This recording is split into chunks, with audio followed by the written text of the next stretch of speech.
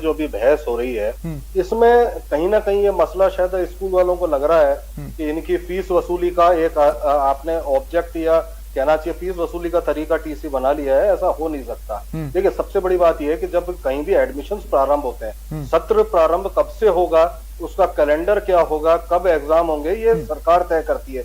और जब एडमिशंस प्रारंभ होते हैं तो उसमें निश्चित रूप से बच्चे कई बार दूसरे शहरों में जाके एडमिशंस लेते हैं। अभी जो महामारी की स्थिति चल रही है उन सब परिस्थितियों को देखते हुए, या पहले भी ऐसा होता रहा है कि बच्चों को अस्थायी एडमिशन डॉक्यूमेंट्स के अभाव में देते रहे। और अभी भी यही आदेश निकला है कि अगर डॉक्यूमेंट्स नहीं है तो आप अस्थायी एडमिशन देकर के उनका नाम शाला दर्पण पर डाला जाए ताकि उनका कहाँ एडमिशन है ये पता रहे। और सबसे बड़ी बात ये देखिए स्वप्निल जी कि टीसी जो है वो बच्चे की है और बच्चे की टीसी को रोक करके उससे फीस वसूली का हथियार नहीं बनाया जा सकता, क्योंकि फीस वसूली पेरेंट्स से होनी है। पेरेंट्स अगर मान लीजिए, मैं तो एक हाइपोथेटिकल सिचुएशन जैसे और लोगों ने, तो आप किस बात को प्रमोट कर रहे हैं कि बिना फीस दिए लोग निकल जाएं? ऑनलाइन क्लासेस भी लिए कोई भी नहीं निकलता। अगर बच्चा जो है कहीं एडमिशन ले रहा है और फीस, मान लीजिए एक सिचुएशन ये आती है कि वो बच्चा नहीं लेता टीसी, मान लीजिए हम ये आदेश नहीं निकालते, बच्चा टीसी नहीं लेता और बच्चा अगर पैसा नहीं देता। स्वर्णिम जी, मैं दरअसल ये जानना चाह रहा हूँ कि विभाग क्या चाह रहा है या सरकार क्या चाह रही है कि सरकारी स्कूलों में अटेंडेंस बढ़े, स्टूडेंट्स बढ़े, इसलिए इस तरह का आदेश है, वो चीज सुगम हो जाए इसलिए इस तरह का आदेश है, या सिंसियरली इसमें कुछ सीरियस थॉट दिया गया है? क्योंकि आरटी के तहत जिनको जितना बच्चों को पढ़ाना चाहिए वो तो आप किसी को भी फोर्स करके करवा ही नहीं पाए। कई जगह उस तरह की सीटें खाली हैं। नहीं स्वप्निल जी, देखिए आरटी के तहत हम जो राजस्थान में नियम है, देश में नियम है, वो ये है कि सभी बच्चों को औपचारिक शिक्षा से जोड़ना है। हाँ? और औपचारिक शिक्षा से जोड़ने के लिए आरटी के जो नियम बने हैं और उसी के प्रावधान के तहत और उसी कारण से उसी मंशा को लेकर के कोई बच्चा शिक्षा से वंचित ना रहे, औपचारिक शिक्षा से, तो उसको शिक्षा देने के लिए ये सरकार की जिम्मेदारी भी है। व्यवहारिक तौर पर चली आ रही थी, वो प्रैक्टिकल लागू नहीं थी। अब इस आदेश के बाद ये हो गया है कि अब हमारे पास डॉक्यूमेंट है, आपके पास एक डॉक्यूमेंट है, कल को जो कोर्ट में भी जा सकता है, जाहिर तौर पर निजी स्कूल जा सकते हैं। स्वर्णिम जी, वहां पर कहां स्टैंड करेगा, ये सारी चीजें फिर आपको देखनी होगी, क्योंकि पार्टी तो आपकी सरकार भी बनेगी। एक बार फिर अनिल शर्मा जी, मैं आपके पास आ रहा हूं। अनिल शर्मा जी, मुझे बताइए, आपको किस बात, ऐसा क्या कुछ तो गलती की होगी निजी स्कूलों ने जो इस तरह के आदेश आए? सर समझिए, मैं बता दूं आपको, इसके पीछे बहुत, अगर मुझे दिल से पूछें, अगर मुझे व्यवहारिक रूप से पूछे तो इनकी मंशा कांग्रेस बीजेपी की है कि कोई पढ़े ही नहीं देश में। ये जब तक गंवार रहेंगे तो इनको वोट देते नहीं, पर मैं आपके सवाल पे आ रहा हूं। मैं निजी स्कूलों ने क्या कोई गलती नहीं की, निजी स्कूलों से क्या कोई पाप ही नहीं हुए जो इस तरह का आदेश निकालना पड़ा? का कोई सवाल ही नहीं है। स्कूलों से भी मैं ये कहना चाह रहा हूं, इसमें सिंपल सा फंडा एक है, बच्चे की फीस बच्चा पढ़ता है साल भर, आपस में बात नहीं करते, रिक्वेस्ट करता रहता है। शर्मा जी अभी मुझसे बात कर रहे हैं, क्या बोल रहे हैं? इनको कोई मतलब नहीं। इनको ये मुझे एक बात, अनिल शर्मा जी, अनिल शर्मा जी एक बात बताइए, अगर कोई बच्चा आपसे बिना, नहीं 2 मिनट सुनिए अनिल शर्मा जी, अगर कोई बच्चा आपसे बिना टीसी लिए दूसरे स्कूल में जाना चाहता है, उसका आपके यहाँ मन नहीं लग रहा है या जो भी रीजन है, तो आपको ये नहीं लगता कि स्कूलों को अपने अंदर झांकना चाहिए कि हमें कहां कमी रह गई? सर देखिए, 2 वजह होती है।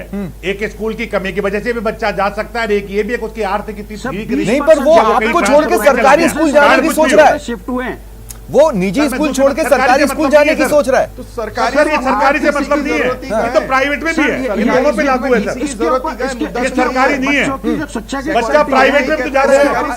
2 मिनट रुकिए ना अरविंद जी, मैं आपके पास भी आऊंगा, आपको शिकायत का मौका नहीं दूंगा, मुझे एक बार बात कर लेने दें। मैं कहना चाह रहा हूँ ये अरविंद जी, मैं बताऊँ सिंपल से, हम क्या चाहते हैं, देश में अराजकता हो, एक बच्चा इसमें अराजकता तो आपकी तरफ से क्रिएट होगी, क्योंकि आप लोग बहुत एग्रेसिव हैं आज। हम तो जो नहीं, आप पेरेंट्स को फर्जी बड़ा करने वाला ठहरा रहे हैं, आप स्टूडेंट्स को ये कह रहे हैं कि उनकी मर्जी का कुछ होना नहीं चाहिए। पालना नहीं हो फीस के मामले में, ये डायरेक्टर सेकेंडरी एजुकेशन कह रहा है सर, मैं नहीं कह रहा। ठीक है चले, अरविंद जी सेकेंडरी एजुकेशन कह रहा है, ठीक है, कानून का राज तो है ही नहीं कहीं। ठीक है अरविंद जी, क्या बोल रहे हैं आप?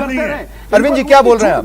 सर मैं ये कह रहा हूँ, नहीं अनिल जी रुकिए 2 मिनट। अरविंद जी क्या बोल रहे हैं? आप लोगों ने लगा रखा, आप फीस एक लागू कीजिए ना, आप फीस एक लागू कीजिए आपको पढ़ाने के लिए, कानून को लागू कीजिए। आज स्कूलों के अंदर जब हम जा रहे हैं वहां पे मालूम करते हैं, आप प्राइवेट में पढ़ाओगे, पैसा नहीं दोगे, कहाँ करने आई है ये?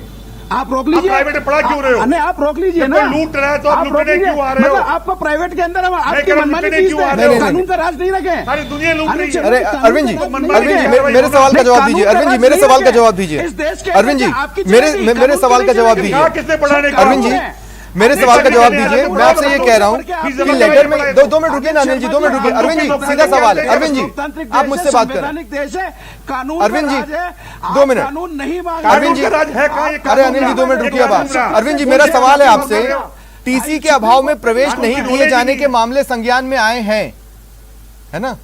इसका मतलब है कि सर मैं ये कहना चाह रहा हूँ, पेरेंट्स संज्ञान में बिना आए टीसी हैं के गए तो होंगे। टीसी लेके आए ना वो। बिल्कुल आए सर। हाँ गए होंगे। हमें ये भी तो खंगालना होगा सर, कि मैं आखिर कह रहा ऐसी हूं स्थितियां TC बन क्यों रही हैं? सर सर मैं बता दूं मैं आपको ऐसी बताऊं, स्थितियां इसलिए बन रही इतने हैं केसेस कि हमारे अरविंद पास जी आते हैं जैसे कि लोग आप पेरेंट्स जो है मिसयूज बात कर रहे हैं करेंगे तो सिस्टम का। किसी एक को कैसे सुन पाऊंगा? हम नहीं पढ़ा सकते। हाँ। तो ये पैसे मांगने पर उतारू हो जाते हैं। ठीक है। ये सिर्फ और सिर्फ और ठीक है प्रांजल जी, देने के बावजूद प्रांजल जी एक बार फिर मैं आपके पास आ रहा हूं। शिक्षा विभाग में प्रांजल जी इस कितने लेटर केसेस में ये कहा गया है कि आरटीई के नियमों के तहत कक्षा 1 से 8 तक के आवेदक बालक बालिकाओं को औपचारिक शिक्षा से जोड़ना आवश्यक है। उन्होंने आरटीई का मूल बताया है ऑर्डर में, ये नहीं कहा है कि आरटीई के तहत हम ये लागू कर रहे हैं। देने से देखिए सर, देखिए आरटीई के तहत लिख देने से उस आरटीई का कोई प्रावधान भी तो आप इन्वोक करेंगे। आज कोई भी सरकार, कोई भी इंस्टीट्यूशन, कोई भी आदेश पारित करता है तो उसकी एक पावर डिराइव करता है वो किसी भी एक्ट या किसी भी रूल से। ये एक लीगल पॉइंट है। आप हवा में कोई भी आदेश, मैं हवा में ये नहीं कह सकता स्वप्निल जी आज 22 गोदाम चौराया नहीं जाएंगे, मेरे पास अथॉरिटी होनी चाहिए वो बोलने की। आज कमिश्नर जयपुर बोल सकता है, जिला कलेक्टर बोल सकता है, होम डिपार्टमेंट बोल सकता है, पर शिक्षा विभाग पे आरटी के तहत ये पावर किस क्लॉज में, किस एक्ट में लिखा है? एक आदेश, एक स्पीकिंग ऑर्डर होना चाहिए। एग्जैक्टली आदेश में क्लैरिफिकेशन होना चाहिए कि ठीक है। आखिर किस और ये सेक्शन को मुझे वो बहुत इन्वोक कर अहम रहे हैं। सवाल पर और लाता जो है। टीसी से स्वर्णिम जी, स्वप्निल जी मेरी बात खत्म करने दीजिए। जो टीसी से